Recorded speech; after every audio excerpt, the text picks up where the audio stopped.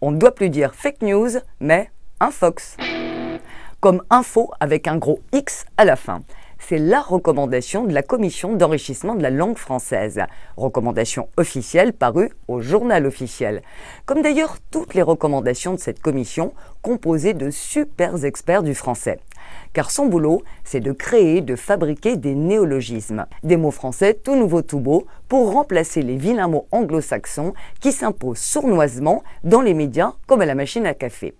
Par exemple, plutôt que pop-up, la commission suggère fenêtre intruse. Poétique, mais pas simple. Au passage, la commission s'attaque aussi à notre affreux franglais, comme podcast. En anglais, diffusé. Sauf qu'en France, ça signifie émission de radio à écouter à la carte. Car le souci, c'est que la commission met bien plus de temps pour concocter de nouveaux mots que les mots anglo-saxons n'en mettent pour s'incruster dans notre quotidien. Il a fallu plus d'1 an pour concocter par exemple un fox. Du coup, aujourd'hui, pas sûr que ça s'impose dans la vraie vie.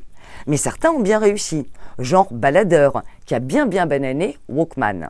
À l'inverse, d'autres mots finissent au rebut des pas utilisés, comme mobile multifonction, censé remplacer smartphone. Il y en a aussi qui sont plus dans la cohabitation, comme low cost et bas coût. Et puis il y a tous ces mots éclos à la faveur d'une mode, comme street art, art de la rue. Pour la commission, ces artistes sont des calligrapheurs et leurs œuvres des calligraffitis. Et un gâcheur, un calligrapheur vraiment trop nul. Pas sûr que les taggeurs s'en targuent. Mais nous, si on veut éviter de parler tout le temps comme Trump, la commission a mis sur son site un petit traducteur, France Termes. Et dedans, Learning Center devient Forum des savoirs.